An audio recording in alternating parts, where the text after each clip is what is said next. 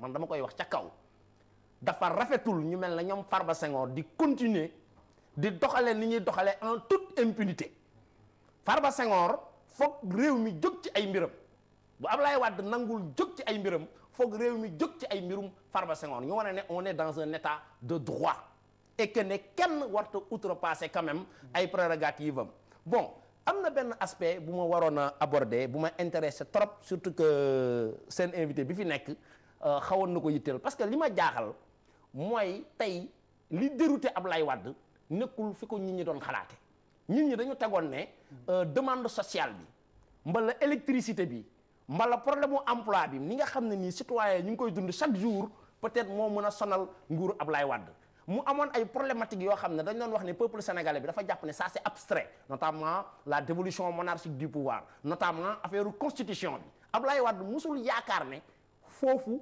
la daanoom mbala foofu la coonoom di jógee ñu gis ne pendant ce temps am na ñoo xam ne nii dañuy jàppoon ne problématique des institutions dafa am solo trop tey jii li ma bëggoon peut-être ñi xalaat mooy ban importance la am ci le fait que sénégalais yi bi ñu joxee taxaw jàmbaarloog nguur gi dafa jógewul ci mbirum lekk jógewul ci mbirum liggéey jógewul ci mbirum courant mais ci mbirum défense des institutions la jógee loolu day firndeel ne tamit ne peuple sénégalais bi am na benn niveau de maturation boo xam ne nii waratuñu mën a toog ëllëg naan sénégalais yi mënuñu comprendre lii mënuñu comprendre c'est très très important moo tax ma ne journée bii ñu fekkee jeudi bii nii dafa nekk jeudi boo xam ne nii jeudi bu historique la ci sunu histoire. Voici l'une des images de l'arrestation de Alioune Tine dont on a parlé tout à l'heure.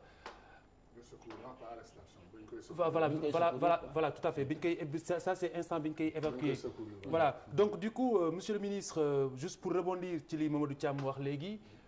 wàllu institution ak lu koy fragiliser yàgg nga nekk chef diplomatie sénégalaise alors communiqué États-Unis lan la lay inspiré parce que ñoom nee nañu ginnaaw bi ñu nangoo am nañu conscience ne Sénégal am na souveraineté ak droit soppi constitution bu ko soobee mais li mu ñàkk waxtaan ba nar a fragiliser maanaam wàññi ndëgërlaayu kii bi institution bi moo leen si jaaxal. c'est-à-dire xam nga point boobu c'est très important mais États-Unis ils ont compris. li leen Ablaye Wade bëggoon defloo ak ni mu bëggoon jëndee seen noppite ñu noppi bañ a wax. ak modèle bi mu ne foofu non parce que dem na nuyu seen président woo doom ji présenté jóge fa dem Benghazi joxe ay gage wane ne vraiment maa ngi leen di jàppale man dem naa ba dëkku Kadhafi xas ko wax lii wax laa dellu si fii ñëw attaqué suñu constitution defe na américain dinañ noppi daf leen xamul ba pare ñëw nag ci biir neexalu américain yi mu naan leen. d'ailleurs li ma def sax mooy ticket présidentiel bi am Amérique nga xam ne dañuy falandoo président ak vice président di jël référence ci Amérique président Wade dafa war a comprendre ne américains yi ni muy doxale Sénégal ànduñu ci tey ànduñu ci ëllëg aussi bien projet d'évolution dynastique bi ak ni mu saboté institution Sénégal dañ ci àndul mais moom sax at yi mu ko yàlla may ñoom dañu xalaat ne ku servir ce pays ba at yi am nga droit à la retraite peut-être dañ ko waxul ba mu leer parce que peut-être amuñ droit waxoo ko mais man ma koy informer gis-gis boobu la nit ñi am ci moom que moom dafa bokk ci dañu xalaatoon ne ñoom ci Afrique nouvelle bi la bokk ba mu dama commencé alternance 2000 gars yi am ci yaakaar ñëpp gis nañ ni Amérique ñëw woon en force au Sénégal mais fi mu nekk dañoo jaaxle ni président bëgg accroché wu au pouvoir manœuvre yi muy def ak ni mu def institution yi moo tax américain ne ko décision bu toll ni créer poste président ak vice président changer majorité bi war a fal doomu Sénégal président il faut quand même nga concerté wu ci waxtaan ak nit ñi. Très bien. léegi gis nañu résultat américain wax nañu. mais li ma fi wax démb c'est très important américain yoo français yoo. espagnol yoo chinois ak indien ñëpp c'est très bien mais ndimbal na ci fekk loxo borom. tant que bu askan wi jógul woon. bu Barack Obama taxawoon fële jël téléphone am woo Abdoulaye Wade xas ko waxulu ko du régler suñu problème mooy ñun ñooy jóg ñeneen ñi jàppale ñu. voilà très bien donc monsieur le ministre dañuy des sax bitim réew ndax manifestation yi ak ñaawlu initiative bi wala projet de loi bi doon loo xamante ni du rek Sénégalais yi nekk fii la yitteel ñu nekk si diaspora bi te ne leen ni ki Barcelone am na ku jokk ak ñun Massar Bassoum bokk ci APR Yaakaar mu ngi woowee Barcelone Bassoum salaamaaleykum. Allô, bonsoir. waaw Bassoum yaa ngi ñu dégg. Oui, je vous entends un peu. Ah oui, je vais essayer de parler un peu plus fort. Est-ce que vous m'entendez, Bassoum? Si je vous entends, c'est pour rectifier. Je ne suis pas dans l'APR Yaakaar. Oui. Je suis de mouvement Y'en a marre. Y'en a marre, bon bah très bien. Alors Y'en a marre, de toute façon, contre le projet de loi de Maître Abdoulaye Wade. Alors aujourd'hui, comment est-ce que vous vivez à Barcelone ce qui se passe au Sénégal? Ce qui se passe, nous restons à notre fin. Nous ne sommes même pas de quel côté on se situe. Cependant que nous avons toujours opté qu'Abdoulaye Wade est un homme de violence, est un homme d'histoire. Ça ne sont pas surpris dans la mesure où la situation de ce pays est devenue une situation catastrophe. Nous n'aimons pas. Et voilà, ça fait 2 semaines. Nos voisins du Mali, les immigrés vivant ici, nous traitent comme des fumiers parce qu'on a toujours revendiqué que le Sénégal est une porte de la démocratie en Afrique de l'Ouest. Cependant, voilà, cette démocratie vient d'être bafouée par Abdoulaye Wade. Et je vous assure, un pays comme le nôtre, voilà. Nous n'avons jamais connu cette situation, un pays de El Hadj Oumar Tall, un pays de El Hadj Malick Sy, un pays de Cheikh Bamba. Quiconque vous allez détruire verra des conséquences de ceci. J'appelle à tous les Sénégalais, cette assemblée n'est pas éligible. Cette assemblée dont les députés ne connaissent même pas ce que signifie le mot verbe député. Le député s'est envoyé un député à l'Assemblée nationale pour défendre les intérêts de son peuple. Mais si ces députés Massa Bassoum, Massa Bassoum, je vous remercie. Donc mu ngi doon woote Barcelone. Donc ni ñu ko gisee en Espagne donc en France aussi amoon na ay manifestations démb. ba am ay arrestation garde à vue way waaw ay garde à vue parce que ka nga xam ne mooy ndawul réew ma nee na dañ ko yàqal loolu la ñoo ñu jàppee waaye. réew mu ñu xam fu bari ci àdduna bi am na fu bari fooy dem sax boo ñuulee rek dan naan yow waa Sénégal nga ndax Sénégal rek lañ xam te ba ñu day xool ñun ci wàllu géographie réew mu tuuti lan 196 000 kilomètres carrés bu dee xool ci wàllu population yi itam bariwuñu 12 millions d'habitants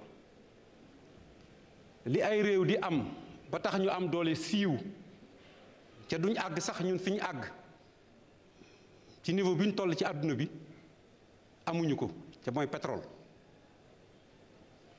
daanaka amuñu benn richesse buy jóge ci suñu sol benn richesse lan am mooy lan mooy Sénégal réew mu jàmm la réew mu am stabilité la réew moo nga xamante ni bii amul problème ethnique te pourtant ay ethnie am na fa diggante ethnie yi suñu maam yi liggéeyal nañu ba au lieu ñuy bàjjonte comme yeneen réew yi bu ñu gisantee dañuy fóonante dañuy lëngoo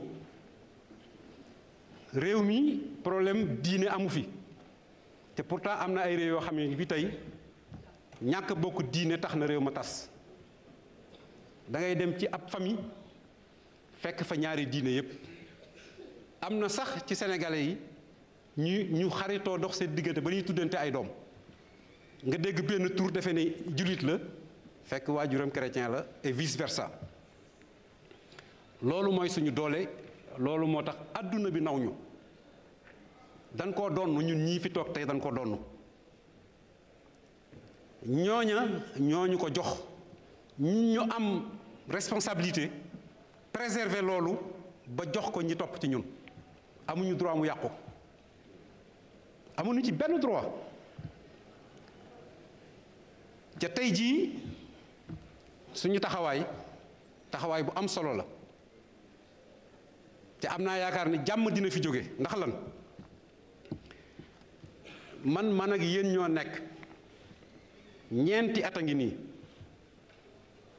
xam naa ni am na ñu bari ci yéen ñoo nga xamante ni bii am nañ un sens très élevé des responsabilités et du patriotisme bari na fi trop ci yéen te li may wax du waxu neen dama leen pratiquer xam ko mën naa ci joxe ay exemple su ma ko temps bi mayoon kon te loolu wane ngeen ko ndax démb bi ngeen di tasee ci groupe parlementaire bi di def amendement bii ngeen def te muy amendement bu am solo kenn nekkuloon ci mbedd mi donc defu leen ko ci pression loolu ma mën naa ko témoin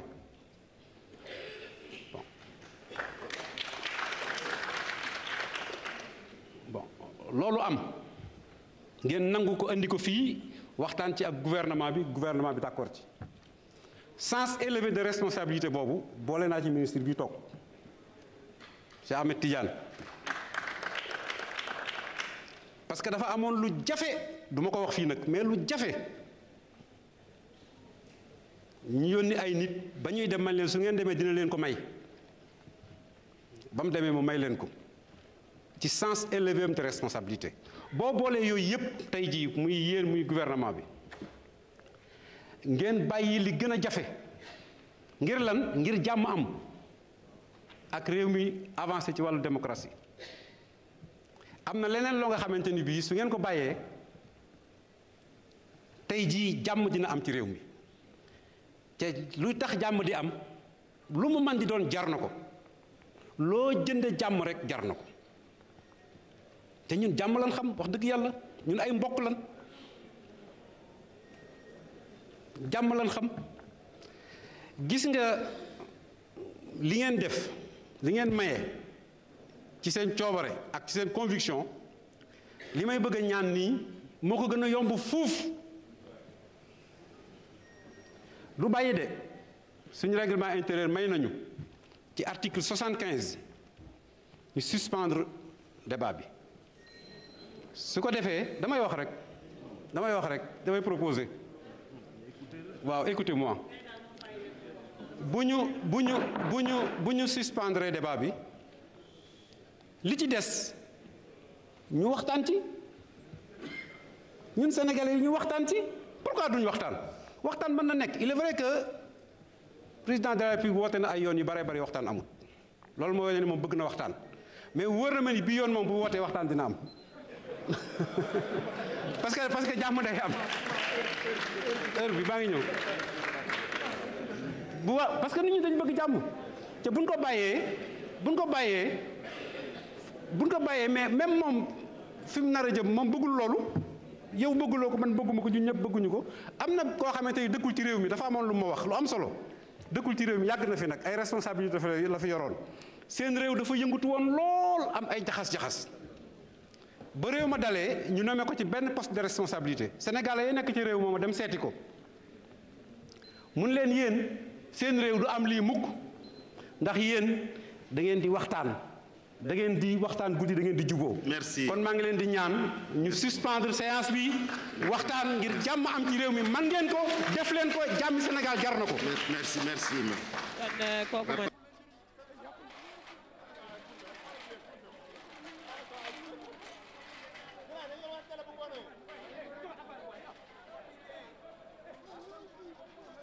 kenn réeréewul.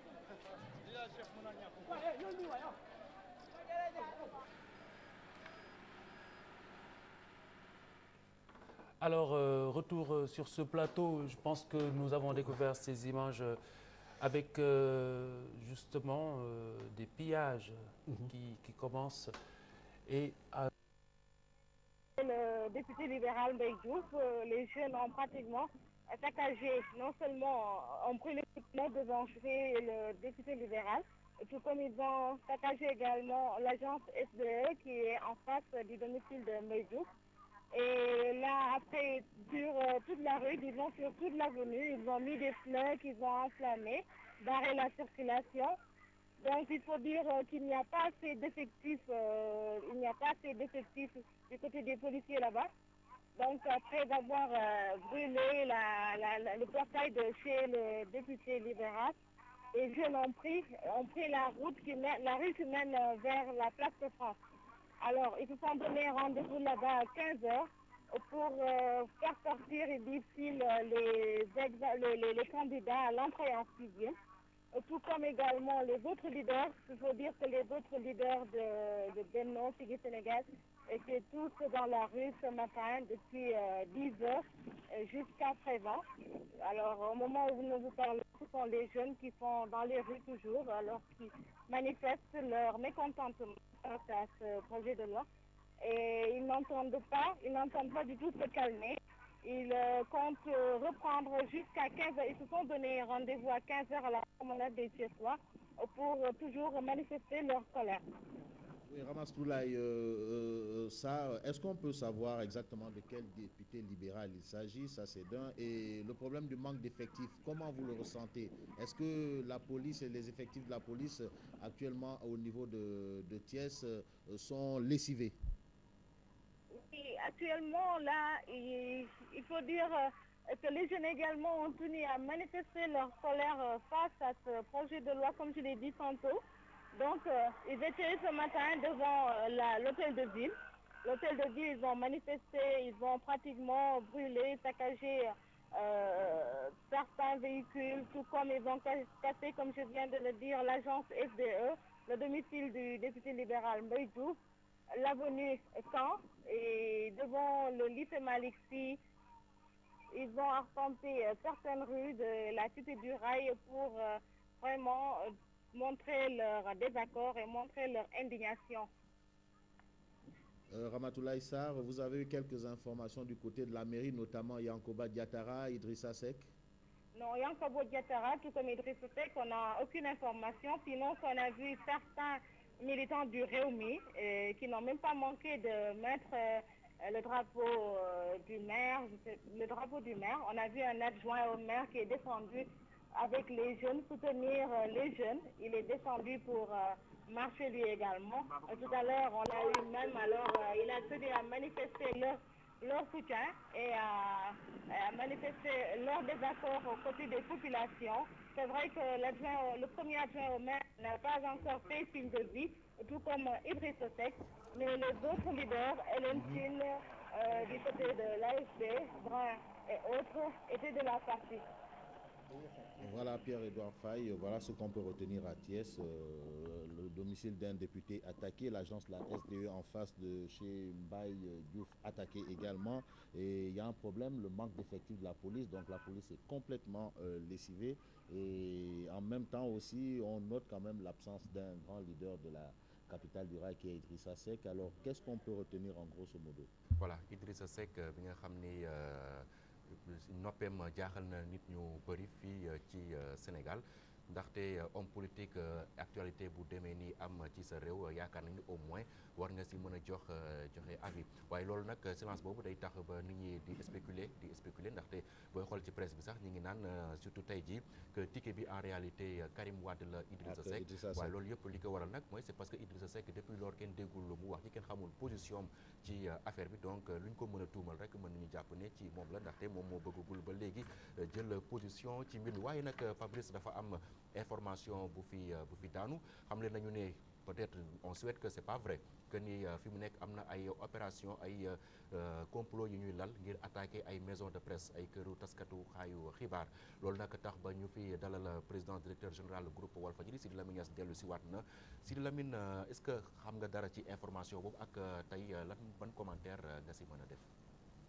jërëjëf amu ci benn vérifié wu ma ko rumeur la pour man waaye duma ko exclure puisque biñ demee assemblée li ñu fa ut si ay nervi la sànni ay xeer li taal dëkk bi ay nervi la loolu nag dem ba ne attaqué leen les rajo et les télé c'est possible mais nag li ma bëgg a wax mooy réew mi ku nekk am nga këri mbokk te ku nekk am nga ay mbooloo dama koy wax suñu attaqué suñuy place danañ attaqué seeni place Ablaye Wade dana xam ne am na kër Point E am na ay këri mbokk palais baa ngi fi bu fekkee nag moom dafa bëgg réew mi tàkk mu bàyyi ay nervi moo war a sécuriser ce pays moo war a sécuriser li fi amee yépp et qu'il démissionne à cette mission régalienne en ce moment-là on va prendre notre responsabilité am nañ ay mbooloo ne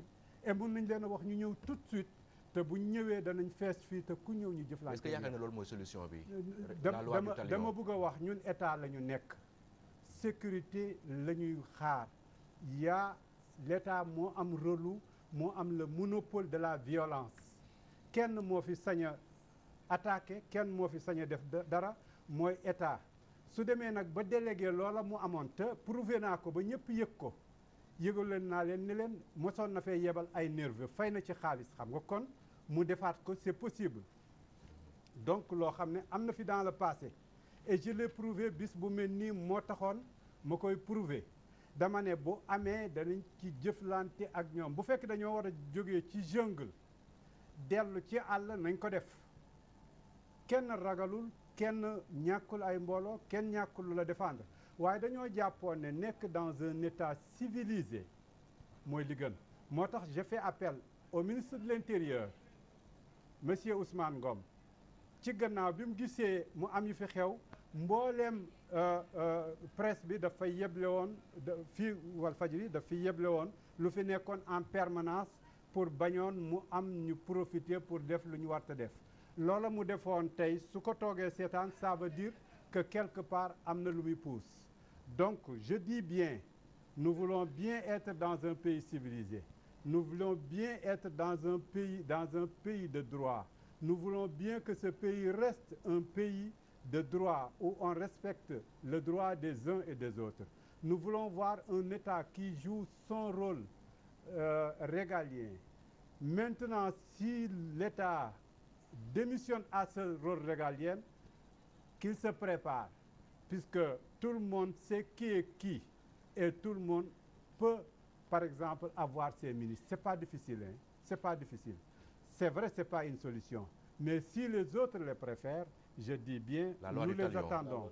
s'ils préfèrent la loi du talion nous les attendons donc nos autres confrères sont en train de s'organiser j'ai écouté tout à l'heure RFM eux aussi ils s'organisent les autres organes s'organisent puisqu'ils ont tous reçu cette information nous aussi à notre tour looloo tax ma ñëwal sama bopp pour ku ñëw ak ñu fekk ñu ñoo koy jëflanteeg yow de premier abord dama wax ne yëf yi nekkatuñu xupaateeg wala di ñëw di yàq wala di ñëw di rey mais nag commanditaire bi dañ koy xam bu fekkee dafa am ñu jëflanteeg Farba Senghor wala ñu la këram wala nañ dem jëflante koog ñooñu ndax ñoom ñoo ubbi lenn loo xam ne ubbeeku na fi mu ne nii ci biir réew mi léegi nag buñ buggee jël la presse pour cible jàpp ne lii ñoo ko def ñun dañuy jottali di wax li fi xew te loolu la ñu jël ci niñ ko war a defee léegi nag kon loolu ci laay woo le sens de responsabilité j'appelle le ministre de l'Intérieur à jouer son rôle de sécuriser la presse si toutefois ces badauds si toutefois ces voyous si toutefois ces bandits arrivent à nous attaquer en ce moment-là ça sera la loi du talion or nous voulons avoir un pays où il y a un rôle régalien bien joué donc j'appelle le ministre de l'Intérieur qui est un juriste et qui sait de quoi je parle j'appelle le président de la République à se saisir tout de suite et à sécuriser ces maisons de presse qui ne font qu'un travail et ce travail comme je le dis toujours ne fait que ouvrir le couvercle de la marmite puisque sans cette information ça aurait allé beaucoup plus loin avec des rumeurs ça aurait allé faire beaucoup plus de dégâts certes il y a eu des dégâts mais qui est à la base mais les nervis qui ont commencé ce matin ces nervis qu'on a amenés aux côtés de l'Assemblée et qui ont commencé par le jeu de pierre les gens étaient venus comme civilisés et on a fait la preuve le 19 mars on a montré que ce peuple est un peuple civilisé on a montré que ce peuple est un peuple non violent donc les preuves sont déjà faites maintenant si la violence est faite on saura aujourd'hui c'était qui est derrière tous ces événements-là aujourd'hui c'est pas la presse c'est pas Sidi Lamine c'est pas quelqu'un d'autre c'est le président de la République qui a mis comment dirais-je l'huile dans le feu c'est lui qui a donné un projet de loi de réforme constitutionnelle qui fait régresser la démocratie et à chaque réaction une réaction de la même rapidité. Mais ce même président a reculé, président. Est-ce que ce n'est pas une mais on l'attend sur tous les plans. On attend ce recul sur tous les plans. Ne pas laisser des nervis, sécuriser les gens. La démocratie ne s'arrête pas à un jeu où on avance, on recule. C'est un comportement. Et dans ce comportement, il y a ce qu'on appelle la sécurité des uns et des autres. C'est un comportement citoyen d'abord. c'est pas n'importe quoi. Je pense que nous tous, nous appelons au calme, à l'apaisement. Tant que ceci évolue, tant que ce rôle est joué, nous le voulons bien et nous sommes des citoyens qui ont le sens de la responsabilité. Mais il faut aussi que les autres le jouent. Il a reculé quelque part, mais il en reste d'autres points, comme je viens de le dire. Parmi ces points, il y a la sécurisation. Je demande à tous nos reporters de continuer de faire leur travail sur le terrain. Certains sont menacés sur le terrain. Hein, mais qu'ils fassent leur travail. On a fait un choix. On a fait un choix. Moi, je suis sur le terrain comme eux. On a fait un choix. Ce choix n'est pas gratuit. Il faut le dire. Quand on fait un choix, on l'assume. Je dis que mourir pour son pays, c'est devenir un martyr. C'est un honneur. En tout cas, pour moi, c'est un honneur. Je le dirai tout de suite. Le jour qu'on verra mon cadavre, en ce moment-là, sachez que je suis heureux. Je suis comblé, puisque c'est mon pays. Je ne l'ai pas fait pour un autre pays. Je ne l'ai pas fait pour un autre comportement. Donc les journalistes, c'est des gens qui se sont engagés pour faire un travail. Ce travail peut avoir ses risques, mais qui continuent à le faire. Il faut qu'on sache que le Sénégal ne se fera qu'avec les Sénégalais. Et des Sénégalais dignes, des Sénégalais courageux, des Sénégalais qui sont prêts à aller, à répondre à toute action par une réaction pareille. Voilà, ci parti boobu ñu wax ko rek ci wolof ndaxte am na suñu reporter yu nekk sur le terrain ñu ngi leen di menacer loolu lan nga si dama ne tànn nañ li ñu tànn moo tax ñun li ñuy def yëpp man ñëpp xàmme ma may dem di dugg ci biir ñoo xam ne lu nekk nga fa lu nekk mun na ma caa dal mais maa ko tànn lu ma ci dal bu ma ci dee shahid laa loolu wax naa ko alquran na ko wax nee naa Serigne Abdou moom la ñu ubbee tey moo ñu ubbil géew bi Serigne Abdou moo wax ba yuuxu te ba muy wax assemblée la doon wax ba muy wax loi bu ñuy yóbbu assemblée la doon wax waxutoon ay verset coranique il parlait d'un fait dafa doon wax ne bu leen déglu président de la république jamono jooju Abdou Diouf la woon dafa doon wax ne bu leen déglu monsieur Ndaw moo doon président de l'Assemblée nationale liñ leen di jox càmbar leen ko donc lu wér la doon wax donc lii def nañu un choix je pense que boum boobu ñu Serigne Abdou jox ce matin boum boobu la ñu war a marché ñun ñëpp. Voilà, c'était là la réaction à chaud du président directeur général du groupe Walfadjri, Sidi Lamine Niass, à cette information qui est en ce moment actuellement au stade de rumeur, hein, c'est pas encore confirmé, mais il ne faut exclure rien du tout. Quand ce type d'informations sont au stade de rumeur, voilà. il faut se dire qu'il y a quand même une bonne source quelque part qui distille cette rumeur, parce qu'on ne voit pas un intérêt de s'attaquer à un groupe de presse qui ne fait que son travail, à savoir informer juste, voilà. Informer vrai, et les faits sont là, les faits sont clairs, tout le monde les voit. Alors on ne voit pas ce qui a été inventé et ce qui peut peut-être susciter peut-être des attaques de nervis. Et qu'est-ce que les nervis viennent faire dans une telle histoire? Il faut bien se poser la question. Et ajouter à qui profitera la crime si crime il y aura. Mais au pouvoir probablement. En fait, voilà. J'ose le dire. Je peux me permettre de le dire. C'est des informations prises très au sérieux ici, en tout cas à Walfadjri, parce que déjà ce matin, nos équipes de reporters qui étaient sur le terrain ont subi des menaces de mort, ont proféré donc à leur encontre donc par des éléments supposés appartenir au pouvoir. Donc laissez nos reporters de grâce faire leur travail tranquillement. Voilà, Pierre-Edouard Faye, nous sommes ici. Merci, Président. Et revenez-nous quand vous avez des informations, parce que les vies, pas nos vies seulement, mais les vies de nos téléspectateurs sont en danger, parce que leur privé de démocratie, c'est quand même un crime aussi. Voilà, nous avons ici avec nous Elhadj Ndoye qui a été blessé ce matin. Monsieur Ndoye, si vous pouvez venir vers nous pour qu'on sache exactement ce qui s'est passé et nous dire exactement qu'est-ce qui s'est passé. Vous êtes complètement ensanglanté, ça on peut le remarquer et on le remarque d'ailleurs bien. Alors juste le temps pour lui de s'installer convenablement et de nous dire un peu ce qu'il a vécu ce matin, Pierre-Edouard. Alors quand même, c'est des faits, hein, on n'invente rien, c'est des gens qui sont là, c'est des gens qui se battent, qui sont là, qui veulent la démocratie, qui veulent la liberté, et c'est des gens qui veulent quand même que les choses se passent comme cela se doit dans un pays, qui sont contre un fait. Elhadj Ndoye, bonjour. Bonjour. Alors, qu'est-ce qui s'est passé? Moi, je vais m'exprimer en wolof. Bismillah. Je parle mieux le wolof que le français. Bismillah. Ce qui s'est passé ce matin, on était autour de l'Assemblée nationale et on faisait, comme on nous a autorisé la marche, on faisait la marche et tout. Donc, du coup, il y avait des nervis de trucs du PDS qui étaient de l'autre côté et qui ont commencé à jeter des pierres. Donc après ñu commencé di sànninte ñoom xeer.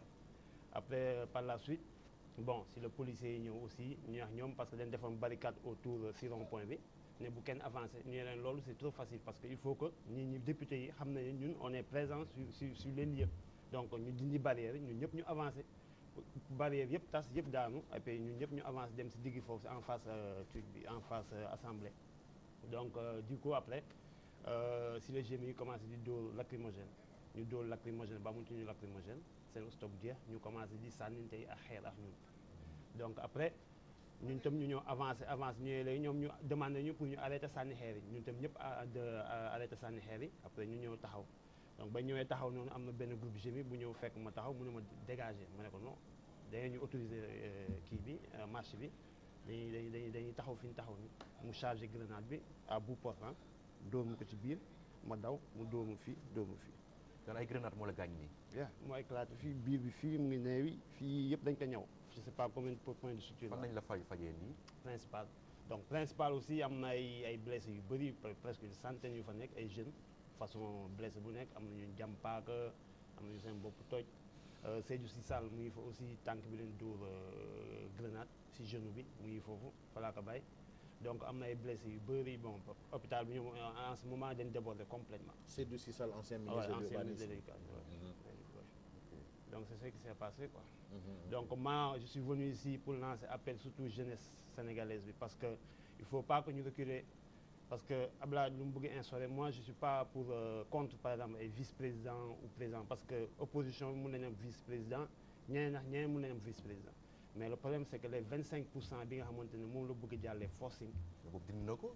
dindi na bon man li tax mu dindi ko est-ce que buñ toogoon suñu kër dina ko dindi tey suba parce que dañ génne si tali bi sànninteex ñoom xeex loolu tax mu génne ko. yow ban mouvement nga bokk wala si parti man non LD MPTR LD laa bokk bu Bathily donc loolu la quoi parce que bu fekkoon ne tey suba defuñu dara ñun ñëpp ñu toog fii di wax ci salon yi demuñu ci marché bi defuñu dara kon du génne loolu parce que dafa gis population bi dañ dévoué pour ñu dindi loi boobu moo tax mu reculer donc population bi waruñu fu mu toll nii bàyyi seen loxo dañu war a continuer aussi lutte bi ba instant bi nga xamante ne loi yi nga xamante ne yëpp baaxul pour ñu mu dindi ko parce que benn nit rek la du kenn.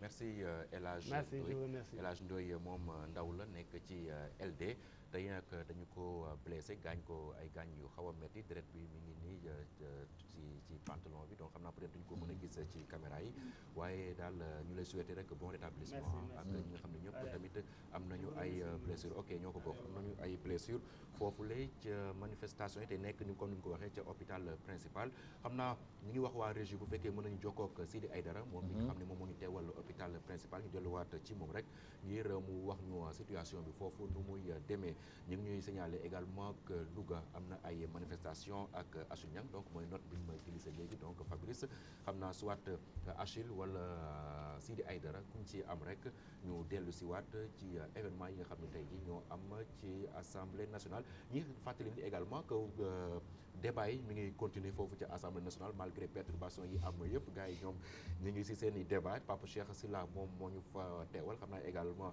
du ñàkk ñu jokkoo ak moom mu wax ñu fan la mbir yi toll ak est-ce que gars yi adopté nañu loi boobule donc muy firndeel yi rek tey nekk na bés bi nga xam ni duñ ko gaaw fàtte fii ci Sénégal ndaxte manifestation yu mel ni daanaka si mën nañu ne 50 dernières années yi bu fi amee également bëriwul donc ñu am na ku nekk ci ligne bi Sidi Aïdara la bu ma juumalee moom moo nekk ca hôpital principal ak blessé yi nga xam ne ñoom ñoo fa nekk Achille Niang ngeen baal ma Achille Niang moom moo nekk ci ligne bi Achille ca Louga Achille situation boobu nan la demee foofu ca Njàmbur. waaw jërëjëf Pierre Edouard comme ni ko dëkk yi ci Sénégal yëpp defee rek Louga tey aussi tàngoon lool ngir big sax la ñu commencé woon nas ab plan ne dañuy taal ay pneu waaye ci suba ñi nga xam ne ñoom ñooy élèves yi nga xam ne ñoom ñoo nekk EFI ñoom ñoo ubbi nit ñi def benn manifestation doxee foofu Grand Louga ba buntu préfecture di wane ne ñoom àdduna ci projet loi bi ci diggante bi nag même naam sax ñu ngi dégg ñu naan supprimer na cas bloquant bi waaye loolu dafa mel ne dafa gën a yokk xadar ñi nga xam ne ñoo doon def manifestation yi parce que jóge nañ Louga di manifester di taal ay pneu di défiler di biral seen ñàkk ànd ci projet bi bay yegg ci route nationale numéro 2 foofu nag pneu desu fa taal nañ pneu yi et vraiment bloqué circulation bi dàqanteeg gendarme yi ak pompiers yi mu nekk vraiment benn spectacle bu nga xamee ne day wane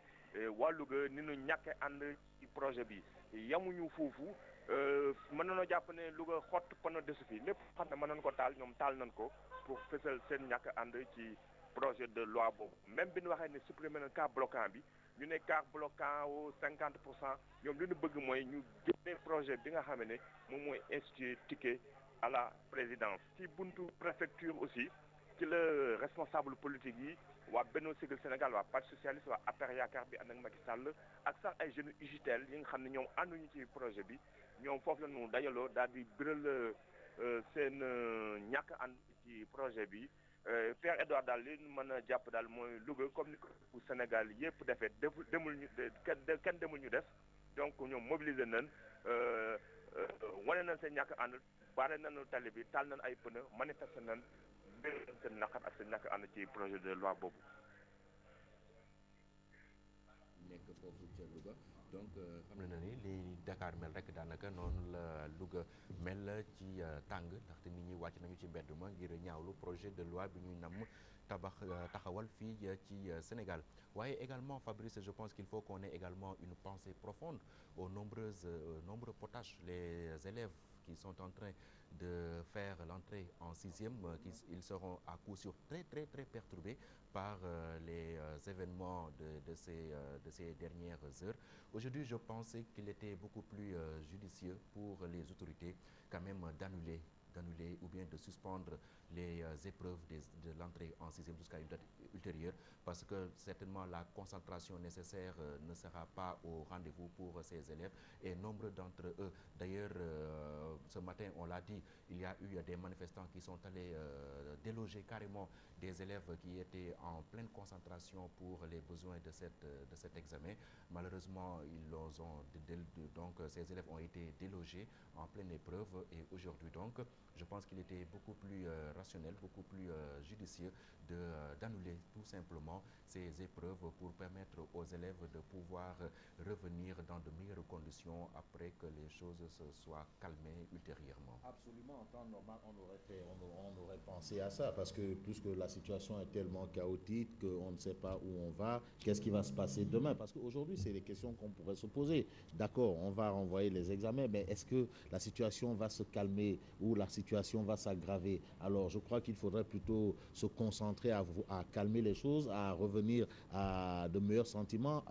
Il y a tout un chantier, le chef de l'État qui doit renouer avec son peuple, ce même peuple qui l'a emmené au pouvoir avec 2 tours et qui aujourd'hui refuse que les choses se passent autre que 2 tours. Il n'est pas question d'un tour. Alors il y a beaucoup de choses qu'il y a à faire. C'est vrai que les élèves aujourd'hui avaient une mission, c'est-à-dire passer leur examen. Les élèves du primaire, bien sûr, passer leur examen. Il y a tout un calendrier. Le calendrier doit être respecté. Mais pour que le calendrier soit respecté, il faut une certaine stabilité quand même. Et là, ça peut même constituer, c'est vrai que, bon, ben, je vais un peu aller loin, ça peut créer un traumatisme. Parce qu'un enfant qui va à l'assaut de son premier parchemin, vous savez ce que c'est, Pierre-Edouard, certains le savent, d'autres ne le savent pas peut-être, mais vous le savez, aller à l'assaut de son premier parchemin, vous savez pas ce que ça se passe, et paf, on vous demande de sortir. Et même les parents restés à la maison ne sont pas tranquilles. D'ailleurs, et même moi, je crois même que ceux qui sont allés déloger ces enfants ont dû peut-être poser un acte, c'est vrai, d'une part, pas normal et d'autre part assez normal. C'est aussi un peu les protéger, leur demander de rentrer à la maison parce qu'on ne sait pas ce qui pourrait se passer entre-temps. Et ce qui se passe aujourd'hui à l'Assemblée nationale peut se passer partout parce qu'on sait que la nuit, c'est toujours un moment propice pour un certain nombre de choses. On peut ajouter à ça les coupures d'électricité. Alors l'obscurité, ce ne sera plus la nuit, ce sera l'obscurité, les ténèbres. Alors donc, c'est un ensemble de choses, un ensemble de fait qu'il faut essayer il faut qu'il suscite de la réflexion, et une réflexion assez importante, ma foi, aujourd'hui. Et il faut vraiment réfléchir à beaucoup de choses, parce que ces événements que nous voyons là, des gens qui sont là presque maculés de sang et qui vous disent qu'il n'est pas question de reculer, ils sont nombreux, des gens comme El Hadj Ndoye qui a été blessé par des gaz lacrymogènes. Ils sont nombreux ici, ils sont nombreux là-bas, justement au niveau de l'Assemblée nationale, ils sont nombreux au niveau du Sénégal. Alors il va falloir les calmer. Comment les calmer? Peut-être utiliser d'autres moyens. Et Babacar Justin Ndiaye le disait tantôt, Wade est très subtil en matière de politique, Wade est très fort. Alors est-ce qu'il va peut-être reculer ou retirer tout simplement cette loi? Moi, à mon avis, en tant qu'observateur, je pense que le vieux, comme on l'appelle affectueusement, Gorgui, a mieux que de poser cet acte-là pour enfin dire à son peuple que je reste à votre écoute, je suis là pour vous. Et puis, à mon âge, tout ce que j'ai à faire, c'est d'être en paix avec ceux qui sont avec moi. Alors, Pierre-Edouard Faye, donc, c'est ce qu'on peut retenir. Et on peut peut-être dire aujourd'hui que la situation pourrait peut-être se calmer ou ne pas se calmer. Et voilà, nous allons peut-être aux alentours de l'hémicycle, donc place Soweto, retrouver Ahmadou Diallo. Ahmadou Diallo qui est là pour nous faire part de certains faits. Alors Ahmadou, oui, qu'est-ce qui a changé? Qu'est-ce qui n'a pas changé? Bon, pour le moment, ce qui a changé, c'est au niveau des affrontements. On constate qu'il y a une accalmie, même si les jeunes sont toujours restés massés devant l'Assemblée nationale. Il n'y a plus d'affrontements. Les forces de sécurité elles aussi, donc, autant pour moi. Tout le monde est en place, même si on sent un peu la tension. L'autre information, Fabrice, c'est que nous avons essayé de vérifier l'information selon laquelle 4 personnes ont été tirées atteintes par balle. Ils seraient donc morts, ces personnes-là. Selon des jeunes interrogés ici, ces jeunes étaient dans la maison de Farba Senghor. Farba Senghor qui serait actuellement au commissariat, d'après donc des informations. Au niveau de l'hôpital principal, nous nous sommes rendus, mais on n'a pas pu avoir des informations à l'intérieur parce qu'on dit que la presse ne peut pas pour l'instant entrer, ceux qui sont devant à la porte, donc nous nous ont rien dit. Pour l'instant, donc, ce qu'il faut retenir de cette information, 4 personnes atteintes par balle, et ça c'est confirmé. Mais est-ce qu'elles sont toutes ces personnes sont mortes? Et là où se trouve, c'est l'information à vérifier. Pour l'instant, donc c'est l'accalmie. Ahmadou Diallo ci wolof rek nga xamal ñu situation bi foofu ca wetu Assemblée nationale.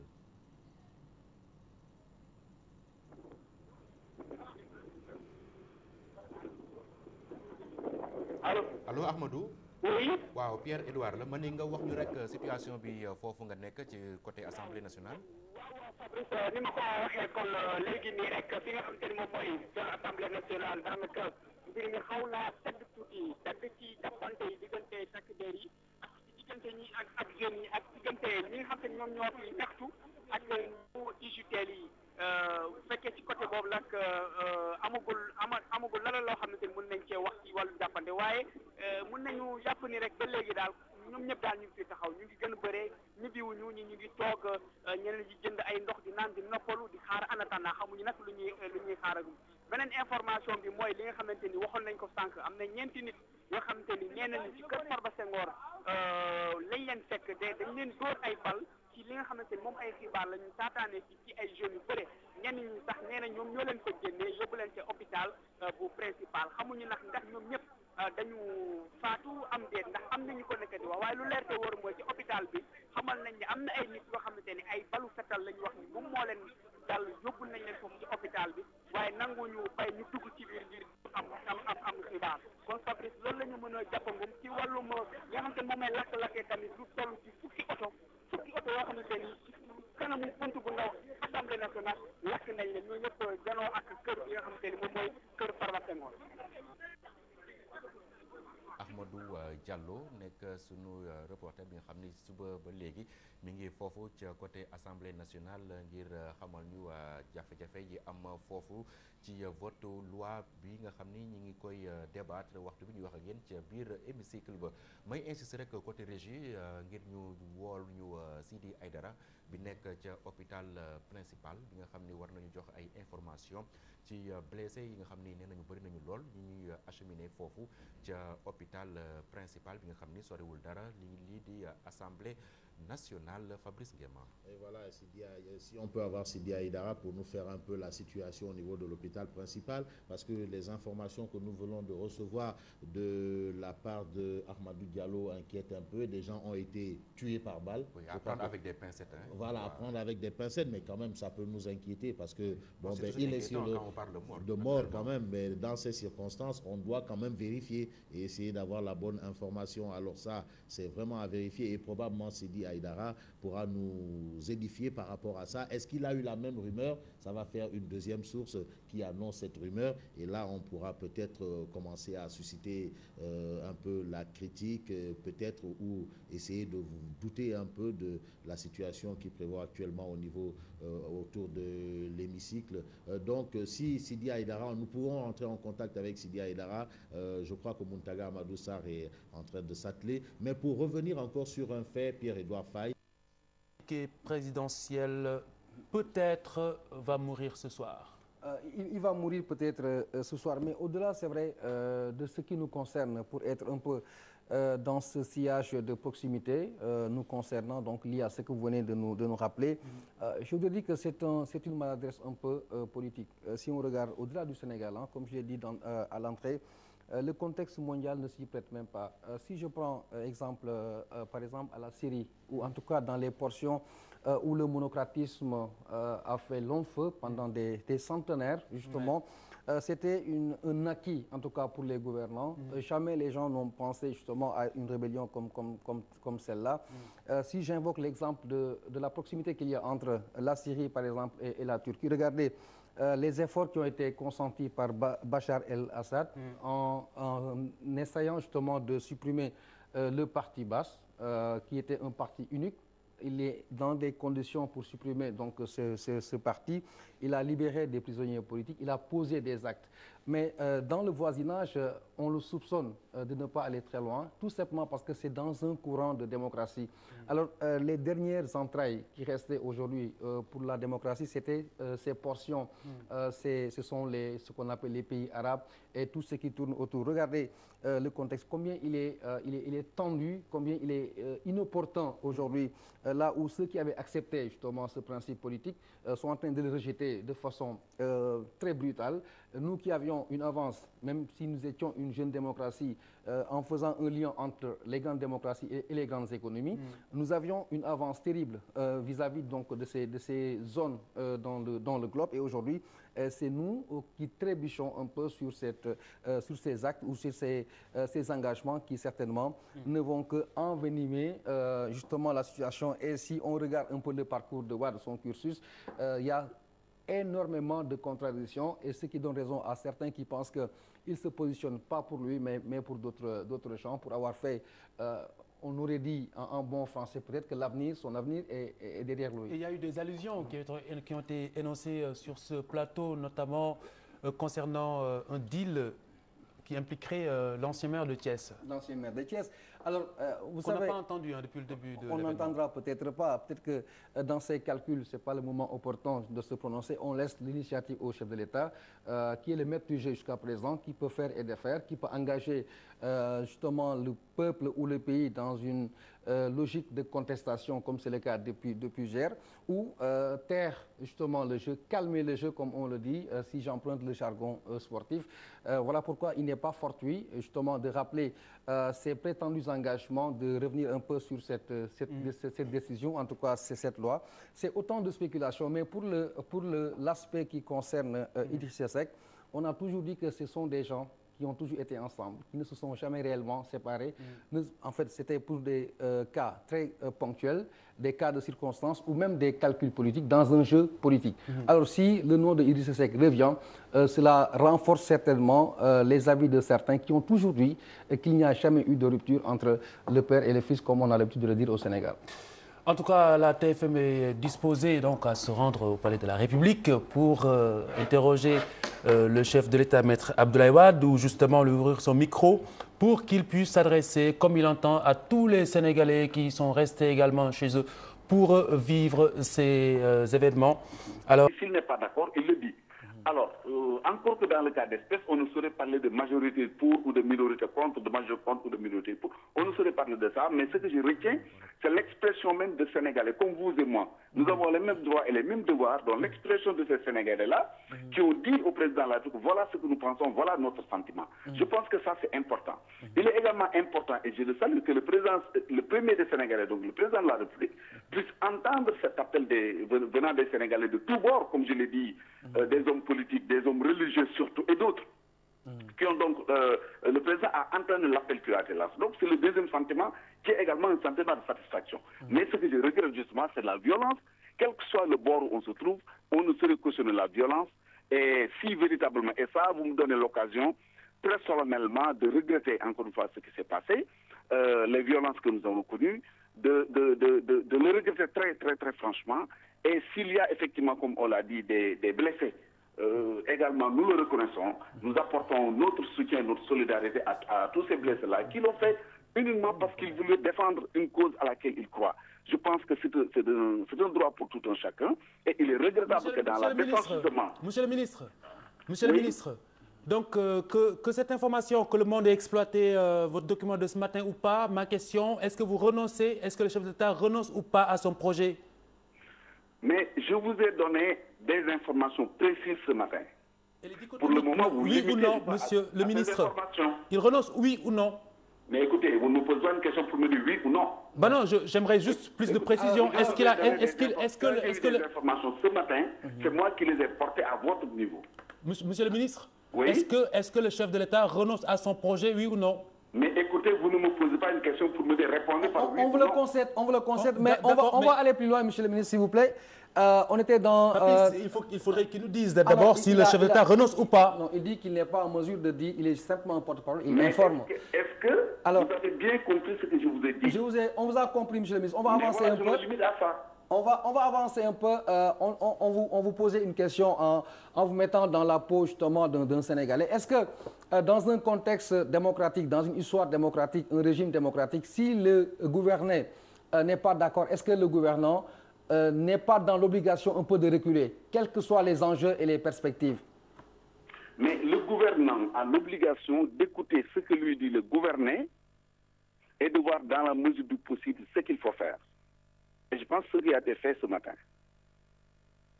Ce qui a été fait ce matin, le président a pris la juste mesure de la situation et puis il a pris la décision qui, en tout cas, je pense, est la bonne décision. Monsieur le ministre, oui? Est-ce que le chef de l'État maintient toujours ce projet de loi? Est-ce qu'il est toujours question de ce projet de loi, avec bien entendu le nouvel amendement? Je ne veux pas qualifier, je ne veux pas qualifier ce que vous êtes en train de dire, mais c'est tout sauf une question. Monsieur le ministre, je pose une question. Si vous souhaitez répondre, je veux bien. Mais j'ai déjà répondu. Non, mais je reformule. Est-ce que, monsieur le ministre, le chef de l'État a renoncé à son projet, comme l'indiquent nos confrères du journal Le Monde? Je ne me fonde pas sur un article de presse. Je porte la parole d'un président. J'informe sur la base de ce que je reçois de lui. Jusqu'au moment où nous parlons, ce que j'ai reçu de lui, je vous l'ai transmis. Maintenant, qu'un journal ait écrit ou qu'une radio ait dit quelque chose, je ne peux pas me prononcer par rapport à ça, ça n'engage que ceux qui l'ont écrit. En ce qui me concerne, je vous ai dit ce que j'ai tiré même de la bouche du président de la République. On peut dire que le projet de loi poursuit son chemin. C'est à vous de tirer une conclusion. On aura tout compris. Alors si wolof monsieur le ministre nga tënkal ñu rapidement ci information bi tukkee ci suñu confrère Le Monde lan lañu war a mën a jàpp ci réaction bu comme yaa yor baatu njiitu réew mi. waaw xam nga Le Monde bu waxee loo nga xam ne man xaw ma fu ñu ko jëlee man mun ma jox dara. li ma xam mooy bi mu xëyee ci suba président ñëw en conseil des ministres wax ñu ne lii ak lii laa bëgg li ma bëgg wax naa leen ko. wax naa ko rajo yi wax naa ko télévision yi. donc maintenant que keneen wax leen loo nga xam ne yëguma ko mënu ma ci prononcé wu. waaw Bernard Valero si boppam bu France. moom moo wax ne am nañu mbetteel ci li xew ci Sénégal. te tamit ñu ngi rëccu wala ñu ngi tiislu ñàkk waxtaan wi nga xamante ne moo ko ëmb. donc ginnaaw bi Le Monde biralee ne njiitu réew mi dafa dellu gannaaw ci projet bi maanaam bàyyi na ko ginnaaw bi mbedd mi génnee waxee wane meram. donc sama question mooy est-ce que njiitu réew mi niki yéenekaay bu waxee dafa dellu ginnaaw wala déet. dafa dellu ginnaaw ci lan. ci projet bi ndax dafa ko bàyyi faf. waaw non li ma xam na mooy projet bi li ñu ci doon wax ñetti point la woon. benn bi mooy 25% yi dindi nañu ko beneen bi gi des mooy président bi nga xam ne mooy ñaari ñi ñuy élire sur un ticket président bi su demee vice président bi remplacé ko kooku su demee président du Sénat mooy assuré intérim loolu également dindi nañu ko amuma nag beneen information boo nga xam ne am na bu ma leen mën a wax maintenant su dee ne am na keneen koo nga xam ne wax na wala mu bind xëy na koo ko wax wala mu bind xëy na su doon ko woowoon mu ma leen wax fan la ko jëlee mais man li ma xam mooy loolu mooy li ma leen wax nii. nit da nga mënul wax lu mu xamul mënul wax nett lu mu fekkewul. donc mën nañ jàpp ne ak lu mu metti ak lu lakk yi di continuer ak lu blessé yi di continuer loi bi aussi dafay continuer yoonam. xam nga da nga ma wax ni ma journal sangam nee na. monsieur le ministre non passé naa foofu dama ne jusqu'où est-ce que vous êtes prêt à aller est-ce que du coup malgré toute la tension dans la rue la loi le projet de loi poursuit son chemin. waaw dama ni. je vous entends je vous écoute. li nga wala tubaab loo ciy wax. olof. waaw kay d'accord dama ni li nga xam ne mooy soppi ko yi am wax naa la ko beneen soppi ko boo xam ne wax nañ ko te yëguma ko man. kon lu ma yëgul mënu ma ci wax. kon projet baa nga wéyal yoonam. en tout cas li ma ci xam mooy li ma la wax nii mënu li ma wax loolu rek loo nga xam ne yëguma ko. maintenant dama bëggoon ki leen ko wax ki nga xam ne fa ngeen ko jàngee. ngeen wax parce que man jàng naa ko comme yéen mais comme la man mënuma di yore kaddu njiitu réew mi. ba pare di jëlee information feneen. voilà kon information boo jógee feneen soxaluma. alors tugal daal dinay tiislu ñàkk waxtaan wi am ci li nga xamante ne nii moom mooy projet de loi bi niki noonu itamit réewum Amérique tiislu loolu. oui. waaw alors ana lan ngay tontu ci loolu nga xamante ni moom mooy fragilisation institution yi waa Amérique di ragal niki waa France également. waaw xam nga fragilisation maanaam néewal doole kenn yi nga xam ne ñoo yore réew mi loolu bu ko France bañee ñoo ko gën a bañ bu ko États-Unis bañee ñoo ko gën a bañ donc loolu pour dellu si rek wax ni ñëpp d'accord nañu en tout cas man bokk naa ci yi nga xam ne d'accord nañu ni lépp lu ñu war a def fa waxtaan lu am solo la te it kenn mënul weddi nii njiitu réew mi depuis ba mu nekkee président de la ba léegi day woo nit ñi pour ñu bokk pour ñu toog waxtaan mais nag waxtaan aussi ñaara koy def loolu tamit bu ñu ko fàttee. voilà li ki def voilà monsieur le ministre.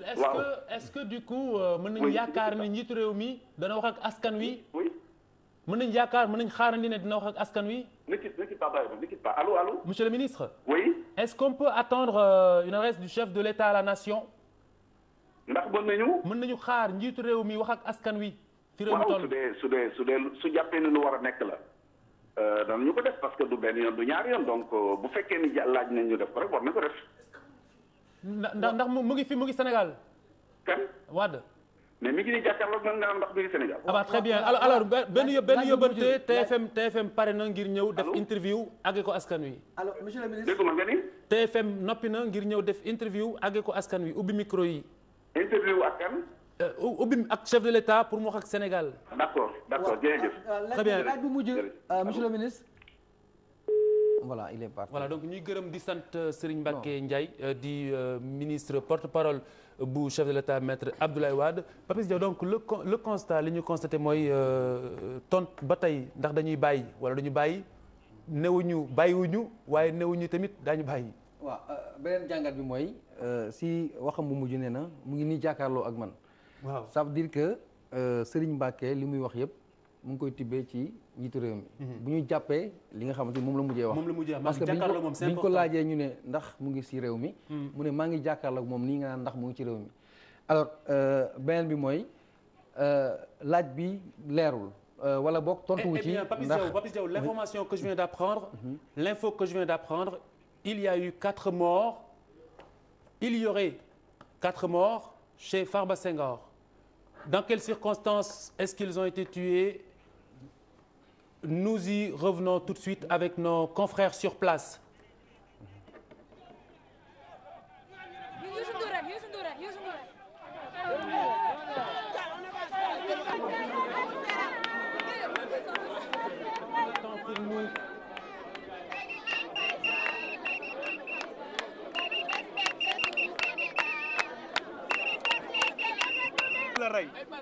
ay ba reel marché la ma fi jar rey ba reel ah raykatu nit la lii yëpp fii lañ ko jëlee assassin lañ ay sàcc lañ ay trian lañ ay raykatu nit lañ mais nag lii problème bi bu ñu paree nañ ñu rey ñun nañ taal këram nañ ñu rey ñun bu ñu paree lii suñ ko naree def nañ ñu rey ñun ñëpp ñu bañu jeex voilà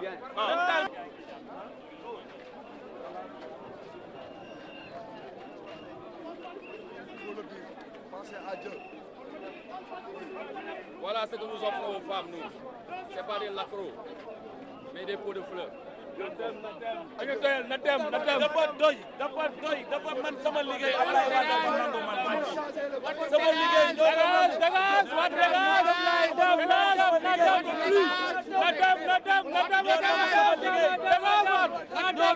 liggéey ñoo ko nangu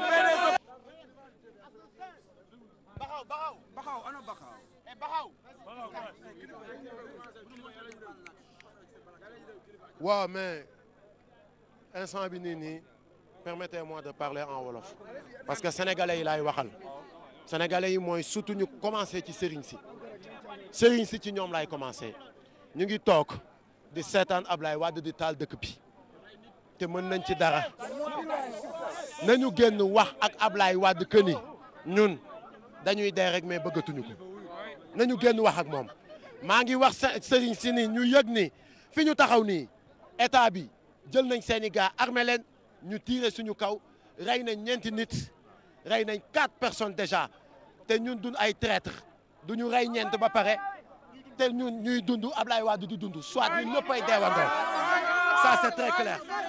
autre chose mooy sénégalais bi nga xamante ni yaa ngi may dégg di ma déglu bàyyi leen affaire u intérêt personnel ngeen quitter seen bureau yeeg seen fépp ngeen ñëw fekk suñu fii gars yi c'est vrai que dañ leen bloqué ci coin yi pour les empêcher de venir mais nañu forcer nañu fippu surtout sëriñ si ils n'ont pas le droit de nous tourner le dos amuñu droit wàññi ginnaaw la balle est là elle est là.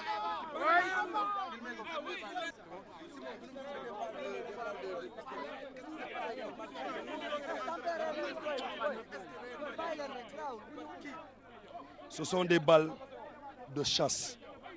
Ils ont sorti des fusils à pompe, les partisans de Farba Senghor. Ils sont en train de prendre des lutteurs, de les mettre devant pour ñu ñëw xeex ak ñun. instant yi ni sénégalais ñëpp xam nañ ne footballeurs yi la ñu gëm mbër yi rappeurs yi mbër yi instant yi ni waroon nañ fi nekk tey sëriñ si comme ni ko kilifa waxee waroon nañ fi nekk tey footballeurs internationaux yi waroon nañ fi nekk tey parce que c'est le Sénégal. C'est le Sénégal. Tous ces gens que tu vois, Matador devait voyager. Lui, il a des visas. Nous, man, j'ai la double nationalité. Billet ngay jënd génn dëkk bi. Mënoon nañu dem suñu yoon. Mais on est resté ici. Di jot ay bala blanc. Di jot ay coups. Xoolal kanamu saawaay. Comprendre nga li mu lay expliquer? Donc, à un certain moment, képp ku digne ne Sénégalais nga. Fii nga war a nekk. C'est plus une question de loi, c'est une question de maintenant on a des morts. Il y en a qui sont tombés au ministère de l'Intérieur. Il y en a qui sont tombés devant la porte de Farba Senghor. Donc léegi sénégalais lan la ñu soxlati ana ñu doon wax naan li xew Égypte mënul am fii tey lii lan la donc na gars yi génn ngir yàlla war a sulu ñu jëlaat suñu Sénégal. Actuellement ce n'est plus la loi, c'est la démission du président Abdoulaye Wade. C'est la démission la ñu bëgg. On veut la démission du président.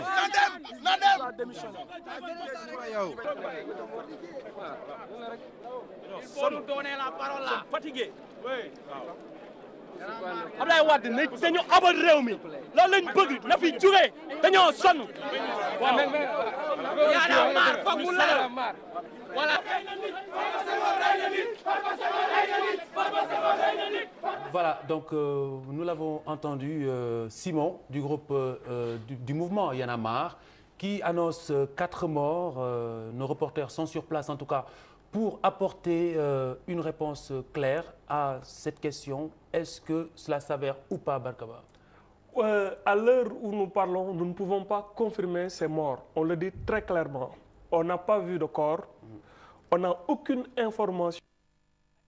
chef religieux wax nañ ci ak ñi nga xam ne société civile yi wax nañ ci ba nga ubbi bëtam ba mu retiré li nga xam ne mooy le fameux carburant. jërëjëf Samba Diaw nekk ca convergence libérale doon joxe xalaatam moom tamit ci jafe-jafe yi am fii ci Sénégal li ko waral rek mooy projet de loi bi nga xam ni moom la ñu fi voté tey jii ca assemblée nationale ba tax Sénégal yëpp sax daanaka tàng jër ba sax ñu ngi jot xibaar ne am na nit ku si faatu te waxtu bi ñuy wax ak yéen également Aliou Tine président RADDHO mi ngi ca urgence ca hôpital bu Dakar hôpital principal bu Dakar xibaar yooyu yëpp dinañ ci dellu si.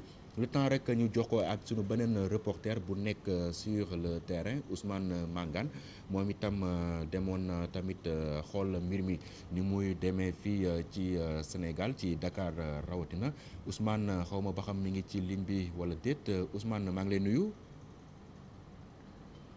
Ousmane Mangane donc nekkagul ci ligne bi xam naa ñàkkul fii ak ay secondes yu néew rek mu ñëw jël ci nekk ci téléphone bi wax ñu jafe-jafe yi nga xam ni am na fii ci fi foofu mu nekk moom ci li nga xam ni moom mooy vote projet de loi bi fi war a taxawal ticket ca élection présidentielle yi ñu marqué pause bu ndaw rek laataa ñu jël si waat ci waxtaan bi.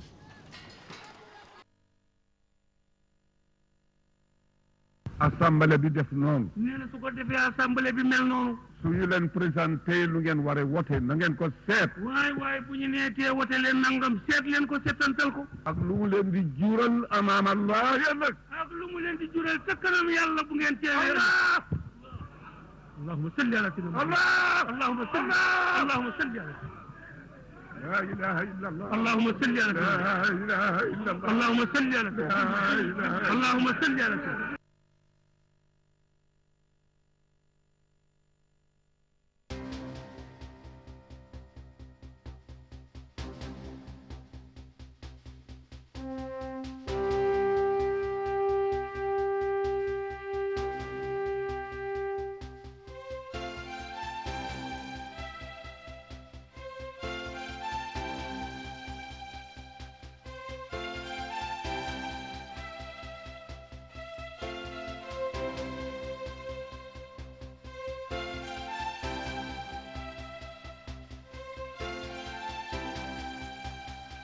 Aujourd'hui, après 12 années,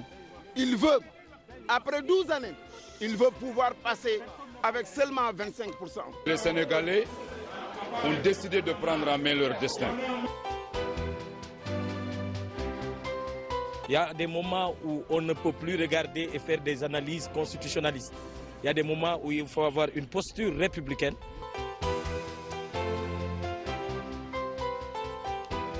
ñu dellu ci xibaar yi gannaaw Dakar Thiès ak Louga ñu dem fële ca Fatick fekk fa Bokar Dieng Bokar foofu ñu ngi xamal ni am na marché bu ñu fa taal. waaw ñu ngi fii taal nañ fi ñaari marché au niveau du marché central affaire bi nag gars yi si gàttandu balaa yëf yi dugg si marché bi jóge nañ foofu dem nañu ngir attaqué comme li nga xamante moom mooy préfecture bi fu mu toll nii foofu la ndaw yi nekkee donc ils ont ouvert plusieurs fronts pour prendre en otage pour effectivement détourner l'attention des policiers donc fu mu toll nii yëpp a dégénéré am na ñuy wax ni sax dem nañ si national bi aussi baare bépp oto bi nga xamante ne jóge na Dakar pour jàll Kaolack wala jóge Kaolack dem Dakar donc baare nañ fu mu toll nii yaakaar nañu fii ba motul examen bi dinañ ko perte bi parce que fii ñu nekk nii am na ñetti école primaire yoo xam ne ni ñooñu wër et loolu la autorité ragaloon ce matin moo tax ñu jëloon ay dispositions pour fexe bi examen am mais fu mu toll nii pratiquement yëpp dégénéré pour askan baa ngi gën ñoom tasaaro nañu ubbi nañu ay front yu bëri fépp foo tourné si biir dëkk bi pën a yaa ay saxaar pën a ngay gis donc confusion totale moo am fii si diwaanu Fatick. mais mun na jàpp pour l'instant la police était mais c'était que aussi fii mun luñ si gën a xam mooy que ici l'effectif de la police est très très très faible boo xoolee ëpp pratiquement lu ëpp 10 policiers yu nekk biir Fatick moo tax situation bi mel nu mel donc ba léegi benn policier donc lañ fi gisul muy commissaire comme adjoint commissaire moo fi nekk mais ñeneen ñi kenn gisul ko parce que policier aussi dañ leen tasoon si biir école yi pour ñu surveiller pour que ñu bañ a dugg si biir école yi looloo tax moo tax ndaw yi vraiment mun a am accès def manifestation ni ñu mel maanaam ubbi ay front yu bëri ñii dem nañ côté gouvernance ñii dem côté préfecture donc ay bërëb yi nga xam ne dañ ko calculé woon pour ñoom ñu attaqué ko fii ak guddi. Bokar en français à Fatick, on nous signale des foyers de tension un peu partout. Oui, c'est vrai, Pierre, vous avez parfaitement raison. Donc, ça, depuis ce matin, on craignait, ils le disaient, ils étaient en train de planifier leur attaque et ils l'ont fait tout à l'heure. Ils ont brûlé des pneus et tout à l'heure, on craignait effectivement que le marché central ne prenne feu. Heureusement que les gens sont... Mes chers collègues, mon cher collègue Maître El Hadji Diouf, yow mi nga xam ni da nga aspiré nekk candidat war a jiite réew mi nekk député ñaaw na si yow nga taxaw fii janoog say morom député di leen wax ay mbaam wala ay jàmm donc damay ñaan pour que nga retirer loolu boo fi ñëwetee te ñu ñaaw la ñun ñëpp encore li dal suñu collègue Maître Abdoulaye Babou parce que je pense que li dal Abdoulaye Babou mën nun dal ñun ñëpp parce que situation fi mu toll ak nu ñu diaboliser les députés ak nu leen ñàkkalee fayda te loolu yëpp si nun lay jóge nun députés yi donc war nañu modérer suñu ay wax ba pare xamal nit ñi ni nun ay représentants du peuple véritable lu nekk fi dañuy liggéey pour le peuple loolu politique warul tax ñu di dem ci rajo yi di wax nit ñi liggéeyuñu pour peuple bi di ñu diaboliser pour que les gens nous attaquent ñun ñoo ngi fi tey suba lañ fiy jógee ñeneen ñëw fii ñooñu di ñu attaquer tey demain ils peuvent être là devant nous donc nit ki politique warul tax ak bëgg dara que ñu ñaawal ko yàq ko ba nga xam ni kenn dootul ànd ak sa sago donc dafa am lu doon ñaawlu ci projet de loi bi lu ci ëpp dindi nun ko rectifier nun ko donc la moo ci des mooy ticket bi je pense que ticket bi pour man lu baax la ndax dana wàññi sax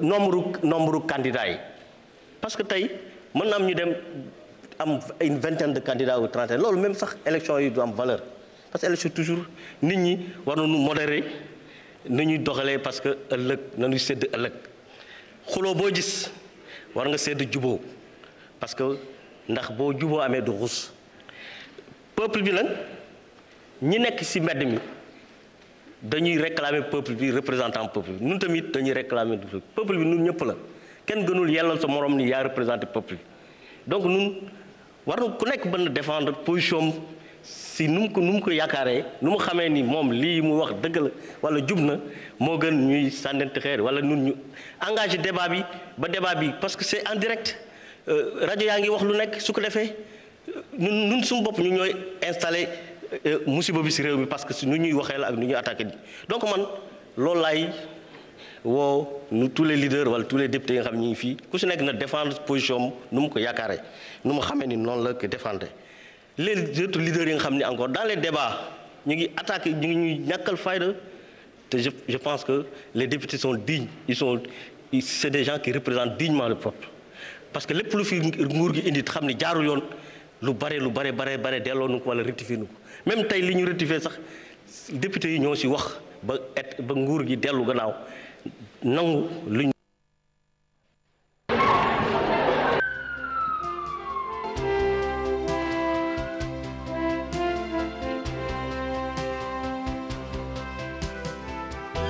On a accepté de nous sacrifier parce qu'il vaut mieux ce sacrifice que de laisser le Sénégal mourir entre les mains d'une dynastie. On ne l'acceptera pas.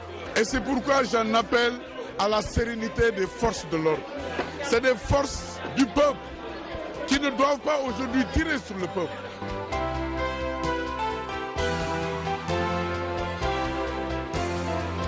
C'est un acte violent que les populations rejettent jusqu'à la dernière énergie et nous n'accepterons pas cela.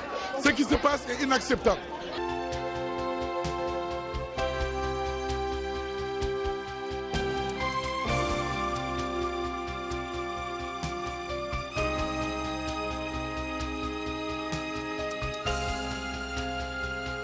Abdoulaye Wade moom lay waxal su bëggee jàmm nga dindi loi bi laa wax. Le peuple qui avait délégué son pouvoir doit être capable de le reprendre. Le peuple qui a donné son pouvoir doit être capable de le reprendre quand le moment l'exige. Vous pouvez agir pour écrire en ce jour historique l'une des plus belles pages. demain je serai encore là, au péril de ma vie, pour défendre ce pays que nous aimons tous, parce qu'il faut qu'ils sachent que ce pays n'appartient pas à Abdoulaye Wade, que ce pays n'appartient pas à Karim Wade. Si Abdoulaye Wade veut comprendre ça, il n'a qu'à retirer ce... Retour à l'actualité avec d'abord des leaders de Benno Siggil Sénégal qui sont à la police de Guédiawaye depuis hier. Ils jugent leur détention arbitraire et demandent à être libérés. Nous retrouvons un de nos reporters sur le terrain, Ousmane Mangane. Ousmane, votre position d'abord? Oui, nous sommes à Anne-Mariste, près donc du dépôt de carburant. Voilà, donc nous sommes chez Farba Senghor. Le domicile donc de Farba a été complètement endommagé. Des gens sont passés, ils ont enlevé tous les matériels et ils ont brûlé la plupart de ces matériels, donc ont été transportés dehors et ont été brûlés, et des véhicules également saccagés. Actuellement, la gendarmerie nationale est là avec 5 pick-up pour donc assurer la sécurité. Nous sommes avec un des responsables de ce quartier. Monsieur, s'il vous plaît, présentez-vous, vous êtes en direct sur Walf TV. Ça va, moi c'est Bachir Diaw, oui. Alors, est-ce que vous pouvez revenir un peu sur la situation? Voilà, juste pour dire qu'au moment où je prenais mon déjeuner, j'ai appris qu'il y avait des jeunes qui avaient envahi le domicile de Farba Senghor, donc c'est un voisin. Et là, je suis sorti tout de suite pour voir ce qui s'est passé. Je me suis rendu compte qu'il y avait une foule d'une 50aine de jeunes, donc qui se sont introduits dans la maison et qui ont vidé toute la maison. Disons, tout le matériel, des matelas, un poste téléviseur, plein de matériel. Et ils ont mis tout ça en feu. Bon, heureusement qu'on a essayé d'intervenir rapidement pour les dissuader. Et sinon,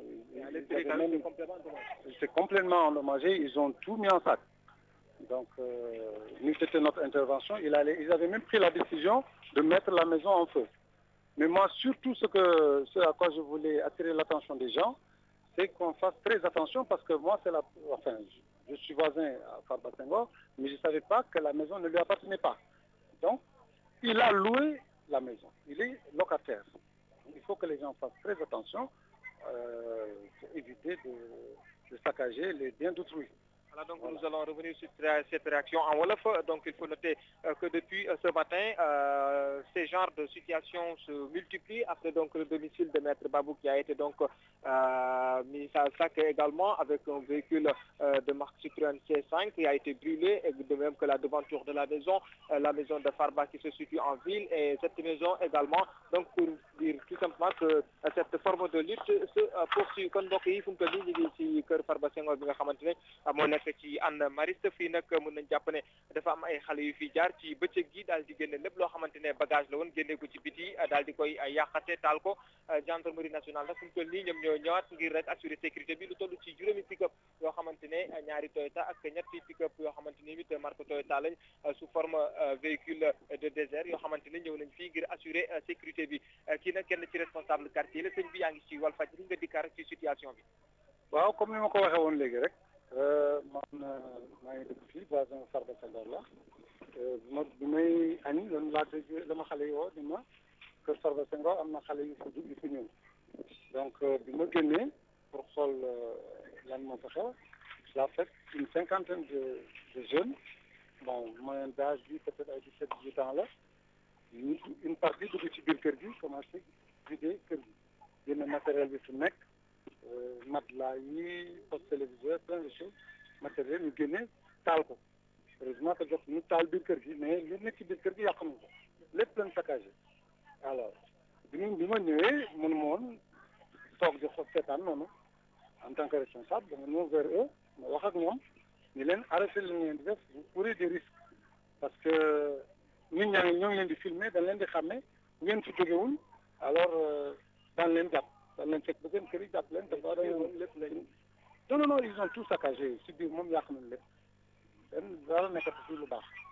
Alors mais li ma bëggoon attirer seen attention rek mooy ñoo xam ni kër yi ñuy yàq aussi Farba Senghor dëkk ci kër taxu mu moom kër gi. Man tey laa door a xam ni Farba Senghor du fi loué mais moomul kër gi. Donc nañ def attention parce que mënoon nañu taal kër gi yàqal borom ay wax Farba moom ko. kon nag loolu moom mooy information bi nga xamante ne moom la ñu amagun fii kon daal ñu jàpp ne que lii dafa nekkaat beneen mode de xeex ndaxte fii ci suba 4h30 bi ñu demee vers 5h 6h kër ki nga xamante ne mooy maître Babou fekk nañ ñuy lakk fa benn auto marque Citroën C5 daal di koy yàqati ci tamit côté midi kër Farba Senghor bi nga xam ne nekk na jëm tamit te gis ngeen li fa xew mooy lakk nañ ko fii tamit ci Amérique te ñi daal di ñaar nekkaat fii kër Farba Senghor kon mu nekk beneen mode bi nga xamante mi ngi rek continuer comme ce midi après-midi bi moom mi ngi réservé ay surprise comme mu nekkoon Ousmane Mangane fii ci Amérique pour la radio télévision Fadjri. Merci Ousmane Mangane depuis le domicile de Farba Senghor endommagé. Alors place maintenant à des images qui nous arrivent fraîchement de Kaolack et de Saint-Louis. Kaolack d'abord, avec les événements de ces dernières heures, tout comme Dakar, ça a chauffé également là-bas. Nous y arrivons tout de suite avec Mamadou Matar Sarr.